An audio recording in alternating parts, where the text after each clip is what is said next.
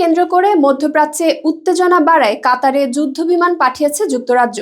British সরকার ঘোষণা করেছে তারা কাতার সরকারের আমন্ত্রণে রয়্যাল এয়ারফোর্সে টাইফুন ফাইটার জেটগুলো কাতারের আল উদেইদ এয়ারবেসে পাঠিয়েছে।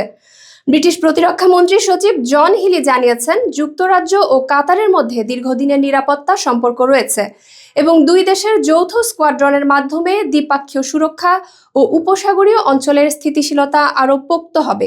তিনি বলেন, এই অংশীদারিত্ব আমাদের উভয়ের জাতীয় নিরাপত্তাকে শক্তিশালী করে এবং উপসাগরীয় অঞ্চলের স্থিতিশীলতা রক্ষায় সহায়তা করে।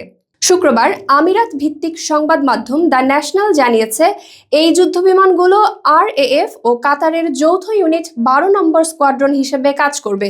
এই স্কোয়াড্রন মূলত প্রতিরক্ষামূলক ভূমিকা পালন করবে এবং আকাশে সম্ভাব্য হুমকি মোকাবেলায় প্রস্তুত থাকবে। এদিকে যুক্তরাষ্ট্র ও গালফ অঞ্চলে সামরিক উপস্থিতি বাড়াচ্ছে। মার্কিন রণতরী USS আব্রাহাম লিঙ্কন এবং এর সঙ্গে থাকা F-35 যুদ্ধবিমান ও হেলফায়ার ক্ষেপণাস্ত্রধারী যুদ্ধজাহাজ সহ একটি স্ট্রাইক গ্রুপ শিগগিরই উপসাগরে পৌঁছাবে বলে জানা গেছে। এই বহরটি ইতিমধ্যেই মালাক্কা প্রণালী পাড়ি দিয়েছে। যুক্তরাষ্ট্রের প্রেসিডেন্ট ডোনাল্ড ট্রাম্প জানিয়েছেন, তিনি এই বহর ইরানের দিকে পাঠাচ্ছেন সম্ভাব্য উত্তেজনা মোকাবেলায় প্রস্তুত থাকার জন্য।